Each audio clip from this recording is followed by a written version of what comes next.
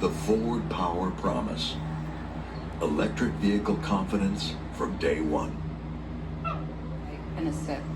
And it was like a phantasmagoria, you know, of excellence. I was like, this is what, fuck the feeling. This is what business owners are doing, you know? Taking lunch breaks by themselves because they're so tired. And when I go into this delicatessen, there was this girl that worked behind the deli, and her name was Martha McIntosh. And I want you to picture Amy Winehouse as an 11-year-old. She had like the big beehive and the fake black eyeliner, and I was attracted to her right away. I knew that she had seen things that I also wanted to see. And I had never met anyone that was faster than me, you know? I was like, oh. So I'd go in there every day and make googly eyes at Martha. And then finally one day, she asked me to come back to her house. She said, do you want to come back to my house after my shift today? And I was like, definitely. And I went back to Martha McIntosh's house, and we walked by her parents who were outside on a porch smoking a joint. I'm like, this is exactly the kind of parenting I was looking for. And then we went into her room, and she hands me a Corona, and she says, do you drink? I'm like, yes. I'm 11, let's go, you know? And the next day I went over there, and she hands me a cigarette, a Camel Light cigarette. She hands me my Corona. I'm drinking the Corona.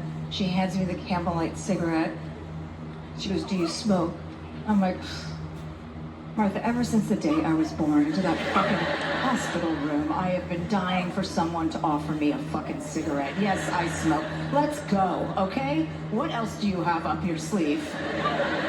So I started going to Martha's every single day in between my shifts, you know? I was exhausted from being a child laborer, and I go to Martha's house, and then on the Friday of the first week, I'm sitting there, I'm smoking my Camel, I'm drinking my Corona. You know, I feel finally alive for the first time in my life. I'm like, finally, you know, I have an ally. And then she said, hey, do you want to go into my closet and take your pants down?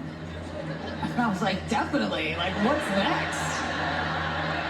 And we go into Martha McIntosh's closet. I pull my pants down, and she goes down on me for like 15 minutes. And I could not believe my good fortune. I was like, oh my God, I'm sitting there drinking my Corona, smoking my cigarette. I felt like Matthew McConaughey. I was like, oh, I loved Martha. We were so close.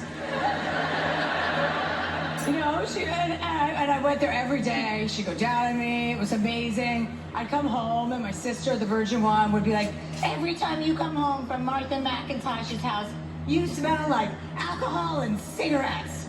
Who knows what's going on over there? I'm like, oh, you'll never know what's going on over there. And then she told my father, she's like, every time Chelsea comes home from Martha McIntosh's house, she smells like alcohol and cigarettes. And my dad's like, well, she seems a lot happier.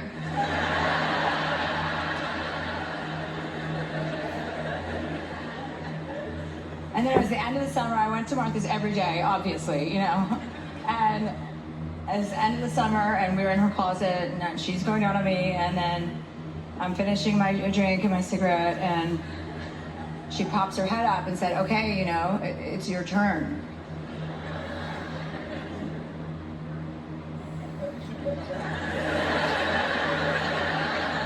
And I looked around like, is someone else here? Who are you talking to? What? And I realized what was happening, the exchange that was happening, and I had a decision to make that day. So I put my cigarette, I pulled my pants up, I said, it was nice to meet you, Martha.